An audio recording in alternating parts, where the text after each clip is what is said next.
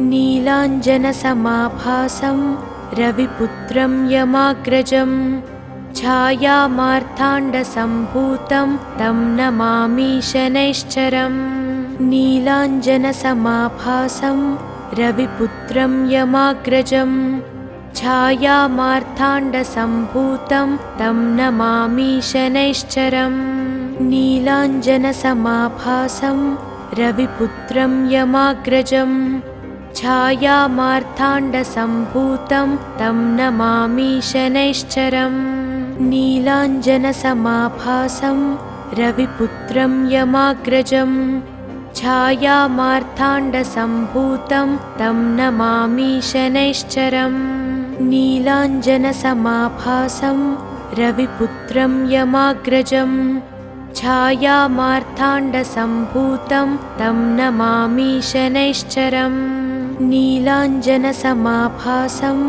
रविपुत्रं यमाग्रजं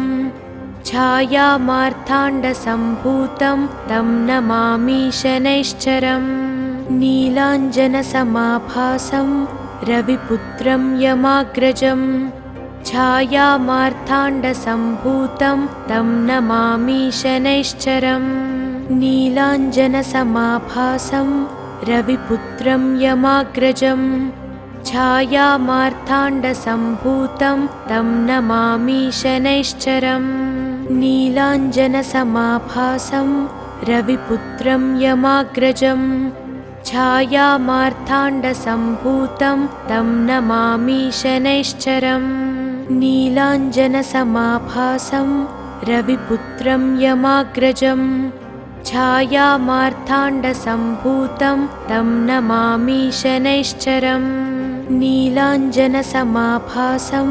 रविपुत्रं यमाग्रजं छायामार्ताण्डसम्भूतं तं नमामि शनैश्चरम्। नीलाञ्जनसमाभासं रविपुत्रं यमाग्रजं छायामार्ताण्डसम्भूतं तं नमामि शनैश्चरम्। नीलाञ्जनसमाभासं रविपुत्रं यमाग्रजं छायामार्ताण्डसम्भूतं तं नमामि शनैश्चरम्। नीलाञ्जनसमाभासं रविपुत्रं यमाग्रजं छायामार्ताण्डसम्भूतं तं नमामि शनैश्चरम्। नीलाञ्जनसमाभासं रविपुत्रं यमाग्रजं छायामार्ताण्डसम्भूतं तं नमामि शनैश्चरम्। नीलाञ्जनसमाभासं रविपुत्रं यमाग्रजं छायामार्ताण्डसम्भूतं तं नमामि शनैश्चरम्। नीलाञ्जनसमाभासं रविपुत्रं यमाग्रजं छायामार्ताण्डसम्भूतं तं नमामि शनैश्चरम्। नीलाञ्जनसमाभासं रविपुत्रं यमाग्रजं छायामार्ताण्डसम्भूतं तं नमामि शनैश्चरम्। नीलाञ्जनसमाभासं रविपुत्रं यमाग्रजं छायामार्ताण्डसम्भूतं तं नमामि शनैश्चरम्। नीलाञ्जनसमाभासं रविपुत्रं यमाग्रजं छायामार्ताण्डसम्भूतं तं नमामि शनैश्चरम्। नीलाञ्जनसमाभासं रविपुत्रं यमाग्रजं छायामार्ताण्डसम्भूतं तं नमामि शनैश्चरम्। नीलाञ्जनसमाभासं रविपुत्रं यमाग्रजं छायामार्ताण्डसम्भूतं तं नमामि शनैश्चरम्। नीलाञ्जनसमाभासं रविपुत्रं यमाग्रजं छायामार्ताण्डसम्भूतं तं नमामि शनैश्चरम्। नीलाञ्जनसमाभासं रविपुत्रं यमाग्रजं छायामार्ताण्डसम्भूतं तं नमामि शनैश्चरम्। नीलाञ्जनसमाभासं रविपुत्रं यमाग्रजं छायामार्ताण्डसम्भूतं तं नमामि शनैश्चरम्। नीलाञ्जनसमाभासं रविपुत्रं यमाग्रजं छायामार्ताण्डसम्भूतं तं नमामि शनैश्चरम् नीलाञ्जनसमाभासं रविपुत्रं यमाग्रजं छायामार्ताण्डसम्भूतं तं नमामि शनैश्चरम् नीलाञ्जनसमाभासं रविपुत्रं यमाग्रजं छायामार्ताण्डसम्भूतं तं नमामि शनैश्चरम् नीलाञ्जनसमाभासं रविपुत्रं यमाग्रजं छायामार्ताण्डसम्भूतं तं नमामि शनैश्चरम् नीलाञ्जनसमाभासं रविपुत्रं यमाग्रजं छायामार्ताण्डसम्भूतं तं नमामि शनैश्चरम् नीलाञ्जनसमाभासं रविपुत्रं यमाग्रजं छायामार्ताण्डसम्भूतं तं नमामि शनैश्चरम् नीलाञ्जनसमाभासं रविपुत्रं यमाग्रजं छायामार्ताण्डसम्भूतं तं नमामि शनैश्चरम् नीलाञ्जनसमाभासं रविपुत्रं यमाग्रजं छायामार्ताण्डसम्भूतं तं नमामि शनैश्चरम् नीलाञ्जनसमाभासं रविपुत्रं यमाग्रजं छायामार्ताण्डसम्भूतं तं नमामि शनैश्चरम् नीलाञ्जनसमाभासं रविपुत्रं यमाग्रजं छायामार्ताण्डसम्भूतं तं नमामि शनैश्चरम् नीलाञ्जनसमाभासं रविपुत्रं यमाग्रजं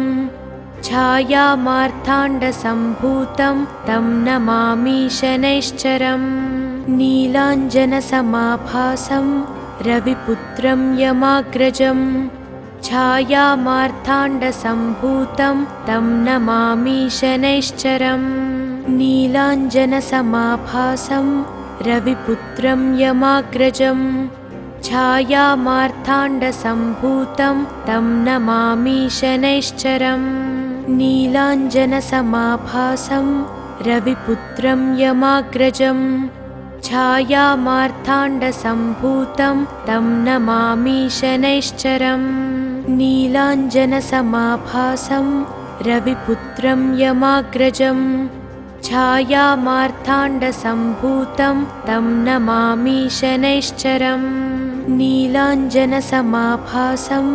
रविपुत्रं यमाग्रजं छायामार्ताण्डसम्भूतं तं नमामि शनैश्चरम् नीलाञ्जनसमाभासं रविपुत्रं यमाग्रजं छायामार्ताण्डसम्भूतं तं नमामि शनैश्चरम् नीलाञ्जनसमाभासं रविपुत्रं यमाग्रजं छायामार्ताण्डसम्भूतं तं नमामि शनैश्चरम् नीलाञ्जनसमाभासं रविपुत्रं यमाग्रजं छायामार्ताण्डसम्भूतं तं नमामि शनैश्चरम् नीलाञ्जनसमाभासं रविपुत्रं यमाग्रजं छायामार्ताण्डसम्भूतं तं नमामि शनैश्चरम् नीलाञ्जनसमाभासं रविपुत्रं यमाग्रजं छायामार्ताण्डसम्भूतं तं नमामि शनैश्चरम् नीलाञ्जनसमाभासं रविपुत्रं यमाग्रजं छायामार्ताण्डसम्भूतं तं नमामि शनैश्चरम् नीलाञ्जनसमाभासं रविपुत्रं यमाग्रजं छायामार्ताण्डसम्भूतं तं नमामि शनैश्चरम् नीलाञ्जनसमाभासं रविपुत्रं यमाग्रजं छायामार्ताण्डसम्भूतं तं नमामि शनैश्चरम् नीलाञ्जनसमाभासं रविपुत्रं यमाग्रजं छायामार्ताण्डसम्भूतं तं नमामि शनैश्चरम् नीलाञ्जनसमाभासं रविपुत्रं यमाग्रजं छायामार्ताण्डसम्भूतं तं नमामि शनैश्चरम् नीलाञ्जनसमाभासं रविपुत्रं यमाग्रजं छायामार्ताण्डसम्भूतं तं नमामि शनैश्चरम् नीलाञ्जनसमाभासं रविपुत्रं यमाग्रजं छायामार्ताण्डसम्भूतं तं नमामि शनैश्चरम् नीलाञ्जनसमाभासं रविपुत्रं यमाग्रजं छायामार्ताण्डसम्भूतं तं नमामि शनैश्चरम् नीलाञ्जनसमाभासं रविपुत्रं यमाग्रजं छायामार्ताण्डसम्भूतं तं नमामि शनैश्चरम् नीलाञ्जनसमाभासं रविपुत्रं यमाग्रजं छायामार्ताण्डसम्भूतं तं नमामि शनैश्चरम् नीलाञ्जनसमाभासं रविपुत्रं यमाग्रजं छायामार्ताण्डसम्भूतं तं नमामि शनैश्चरम् नीलाञ्जनसमाभासं रविपुत्रं यमाग्रजं छायामार्ताण्डसम्भूतं तं नमामि शनैश्चरम् नीलाञ्जनसमाभासं रविपुत्रं यमाग्रजं छायामार्ताण्डसम्भूतं तं नमामि शनैश्चरम् नीलाञ्जनसमाभासं रविपुत्रं यमाग्रजं छायामार्ताण्डसम्भूतं तं नमामि शनैश्चरम् नीलाञ्जनसमाभासं रविपुत्रं यमाग्रजं छायामार्ताण्डसम्भूतं तं नमामि शनैश्चरम् नीलाञ्जनसमाभासं रविपुत्रं यमाग्रजं छायामार्ताण्डसम्भूतं तं नमामि शनैश्चरम् नीलाञ्जनसमाभासं रविपुत्रं यमाग्रजं छायामार्ताण्डसम्भूतं तं नमामि शनैश्चरम् नीलाञ्जनसमाभासं रविपुत्रं यमाग्रजं छायामार्ताण्डसम्भूतं तं नमामि शनैश्चरम् नीलाञ्जनसमाभासं रविपुत्रं यमाग्रजं छायामार्ताण्डसम्भूतं तं नमामि शनैश्चरम् नीलाञ्जनसमाभासं रविपुत्रं यमाग्रजं छायामार्ताण्डसम्भूतं तं नमामि शनैश्चरम् नीलाञ्जनसमाभासं रविपुत्रं यमाग्रजं छायामार्ताण्डसम्भूतं तं नमामि शनैश्चरम् नीलाञ्जनसमाभासं रविपुत्रं यमाग्रजं छायामार्ताण्डसम्भूतं तं नमामि शनैश्चरम् नीलाञ्जनसमाभासं रविपुत्रं यमाग्रजं छायामार्ताण्डसम्भूतं तं नमामि शनैश्चरम् नीलाञ्जनसमाभासं रविपुत्रं यमाग्रजं छायामार्ताण्डसम्भूतं तं नमामि शनैश्चरम् नीलाञ्जनसमाभासं रविपुत्रं यमाग्रजं छायामार्ताण्डसम्भूतं तं नमामि शनैश्चरम् नीलाञ्जनसमाभासं रविपुत्रं यमाग्रजं छायामार्ताण्डसम्भूतं तं नमामि शनैश्चरम् नीलाञ्जनसमाभासं रविपुत्रं यमाग्रजं छायामार्ताण्डसम्भूतं तं नमामि शनैश्चरम् नीलाञ्जनसमाभासं रविपुत्रं यमाग्रजं छायामार्ताण्डसम्भूतं तं नमामि शनैश्चरम् नीलाञ्जनसमाभासं रविपुत्रं यमाग्रजं छायामार्ताण्डसम्भूतं तं नमामि शनैश्चरम् नीलाञ्जनसमाभासं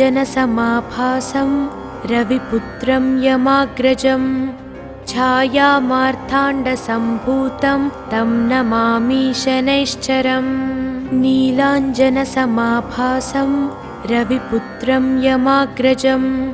छायामार्ताण्डसम्भूतं तं नमामि शनैश्चरम् नीलाञ्जनसमाभासं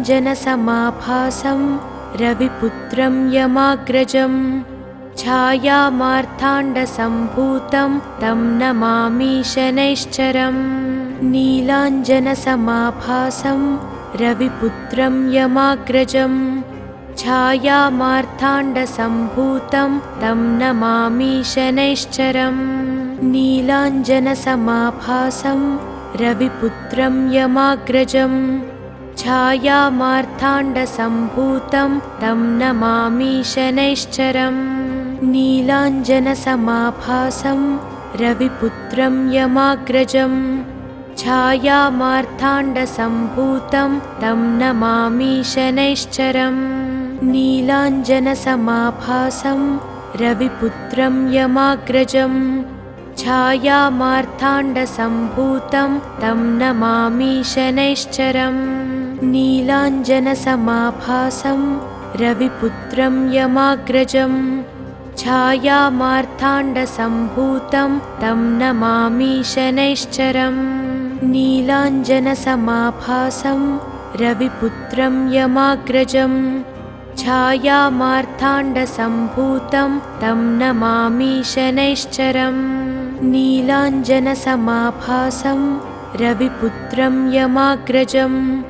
छायामार्ताण्डसम्भूतं तं नमामि शनैश्चरम् नीलाञ्जनसमाभासं रविपुत्रं यमाग्रजं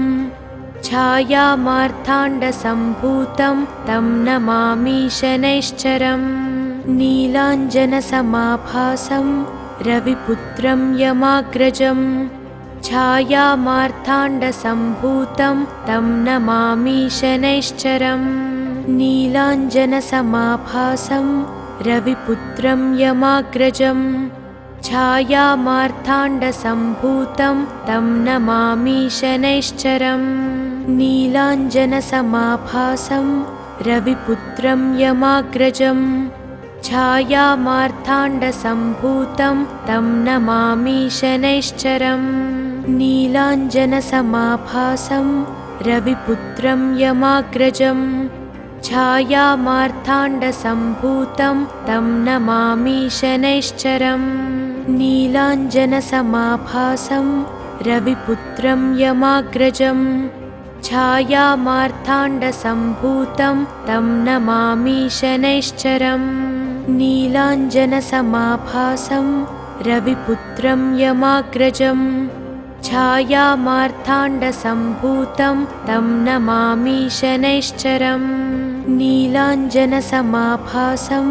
रविपुत्रं यमाग्रजं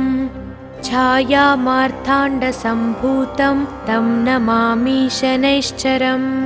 नीलाञ्जनसमाभासं रविपुत्रं यमाग्रजं छायामार्ताण्डसम्भूतं तं नमामि शनैश्चरम् नीलाञ्जनसमाभासं रविपुत्रं यमाग्रजं छायामार्ताण्डसम्भूतं तं नमामि शनैश्चरम् नीलाञ्जनसमाभासं रविपुत्रं यमाग्रजं छायामार्ताण्डसम्भूतं तं नमामि शनैश्चरम् नीलाञ्जनसमाभासं रविपुत्रं यमाग्रजं छायामार्ताण्डसम्भूतं तं नमामि शनैश्चरम् नीलाञ्जनसमाभासं रविपुत्रं यमाग्रजं छायामार्ताण्डसम्भूतं तं नमामि शनैश्चरम् नीलाञ्जनसमाभासं रविपुत्रं यमाग्रजं छायामार्ताण्डसम्भूतं तं नमामि शनैश्चरम् नीलाञ्जनसमाभासं रविपुत्रं यमाग्रजं छायामार्ताण्डसम्भूतं तं नमामि शनैश्चरम् नीलाञ्जनसमाभासं रविपुत्रं यमाग्रजं छायामार्ताण्डसम्भूतं तं नमामि शनैश्चरम् नीलाञ्जनसमाभासं रविपुत्रं यमाग्रजं छायामार्ताण्डसम्भूतं तं नमामि शनैश्चरम् नीलाञ्जनसमाभासं रविपुत्रं यमाग्रजं छायामार्ताण्डसम्भूतं तं नमामि शनैश्चरम् नीलाञ्जनसमाभासं रविपुत्रं यमाग्रजं छायामार्ताण्डसम्भूतं तं नमामि शनैश्चरम् नीलाञ्जनसमाभासं रविपुत्रं यमाग्रजं छायामार्ताण्डसम्भूतं तं नमामि शनैश्चरम् नीलाञ्जनसमाभासं रविपुत्रं यमाग्रजं छायामार्ताण्डसम्भूतं तं नमामि शनैश्चरम् नीलाञ्जनसमाभासं रविपुत्रं यमाग्रजं छायामार्ताण्डसम्भूतं तं नमामि शनैश्चरम् नीलाञ्जनसमाभासं रविपुत्रं यमाग्रजं छायामार्ताण्डसम्भूतं तं नमामि शनैश्चरम्। ఈ వీడియో కనుక మీకు నచ్చితే వెంటనే లైక్ కొట్టి షేర్ చేయండి. మరిన్ని వీడియోస్ చూడాలనుకుంటే వెంటనే సబ్స్క్రైబ్ చేయండి. థాంక్యూ.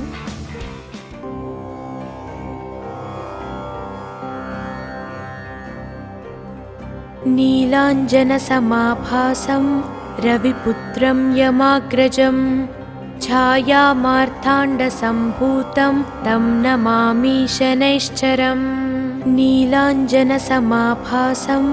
रविपुत्रं यमाग्रजं छायामार्ताण्डसम्भूतं तं नमामि शनैश्चरम्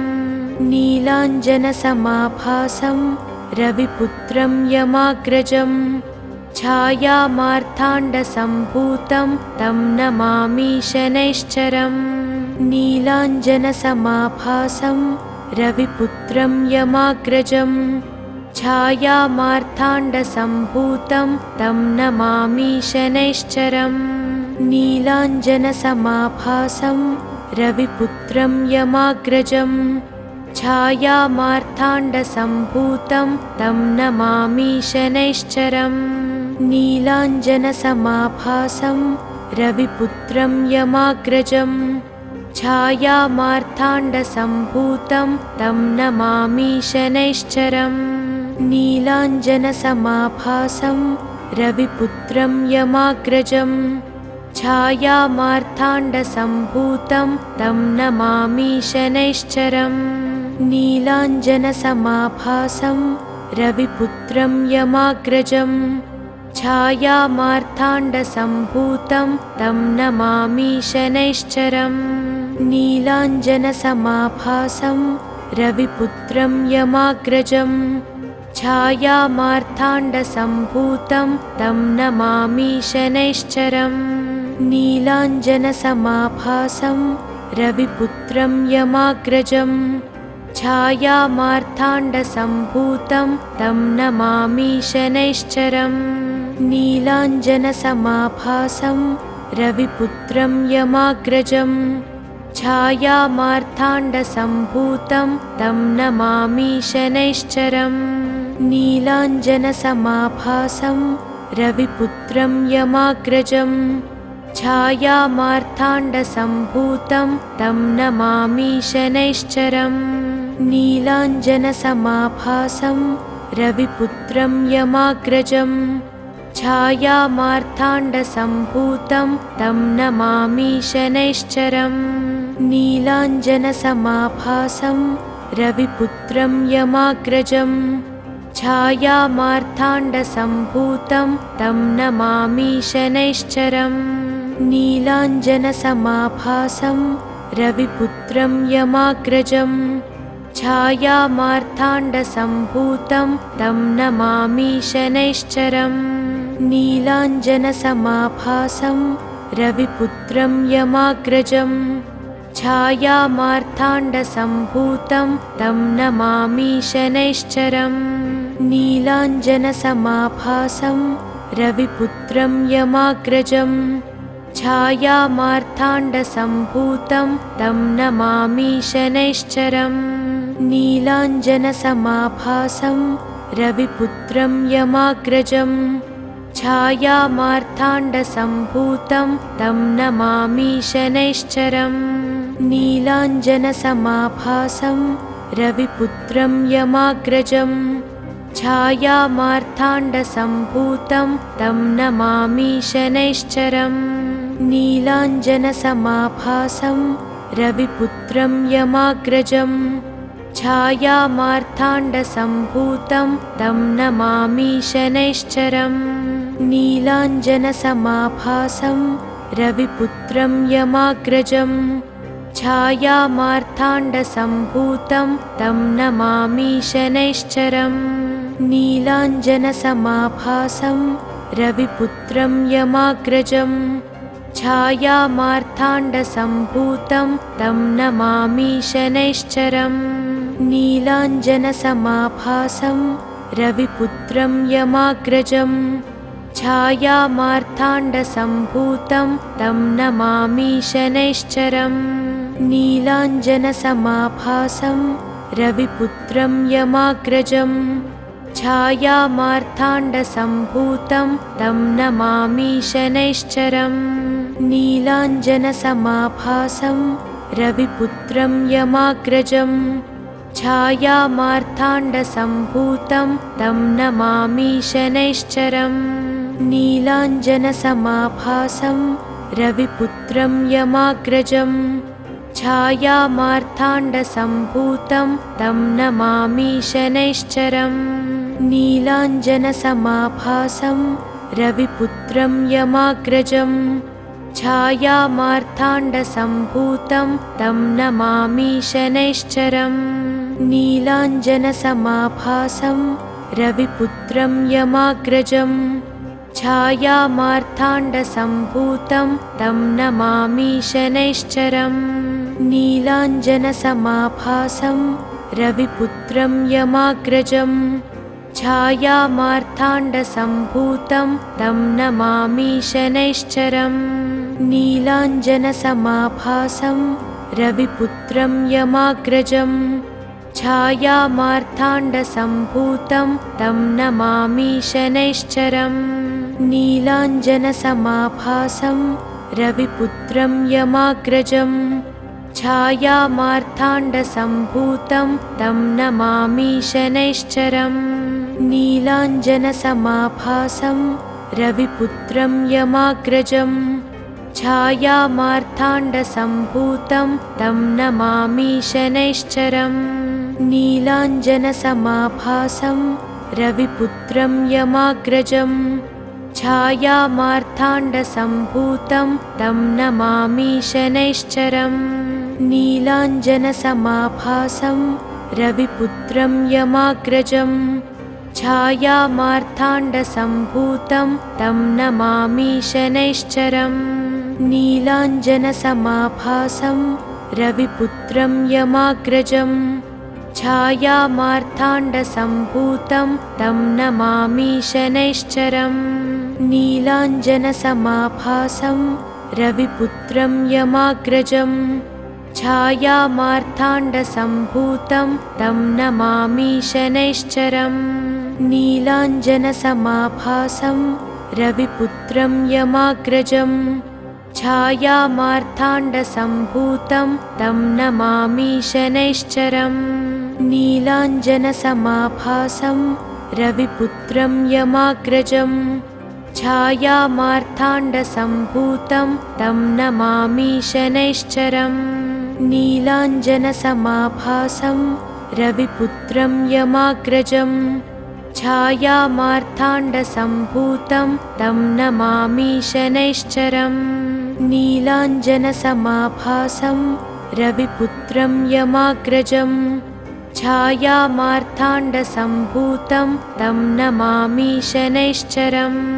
नीलाञ्जनसमाभासं रविपुत्रं यमाग्रजं छायामार्ताण्डसम्भूतं तं नमामि शनैश्चरम् नीलाञ्जनसम